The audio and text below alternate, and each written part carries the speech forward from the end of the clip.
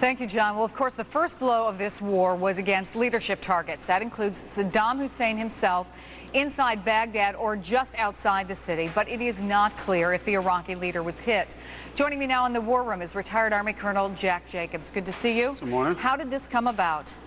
Targeting Saddam Hussein.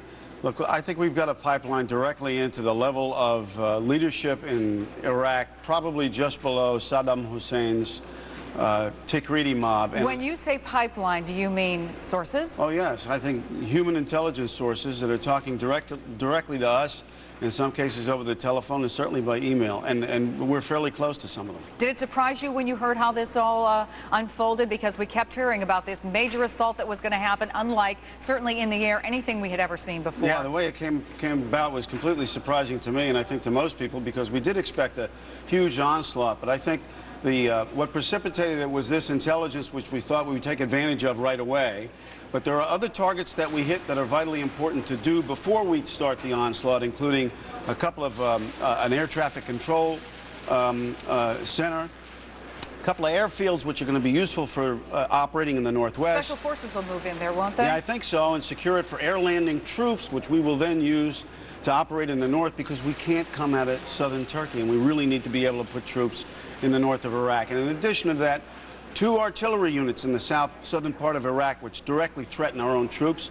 These are the kinds of artillery units that have artillery pieces that have the capability of firing chemical and biological weapons, and we took them out. Those are the kind of targets that might have been a part of this first major assault had it rolled out that way. That's right, but I think we wanted to do it first because we had to absolutely ensure that these got taken out early. What was used against this target, Saddam Hussein, the bunker buster bomb? Yeah, 2,000-pound bunker buster bomb. What is it exactly, and why do you have to use something that huge?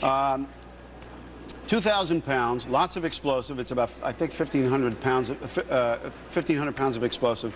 It travels down exactly to where you want it to hit, and then when it hits what you want it to hit, it penetrates down into the area, the open area where the people are, and then explodes. It doesn't explode on the surface of the structure. What do you think? You've seen the videotape that is on TV, Saddam Hussein saying, "I'm alive and well," basically. Do you think there is a possibility, though, that he was hit? There's always a possibility he was hit. He did look a bit unkempt, and he had a lot of trouble figuring out what he was going to read. Tremendously atypical for him. Yes, it was. He was wearing reading glasses, and his beret made him look a bit like a mushroom.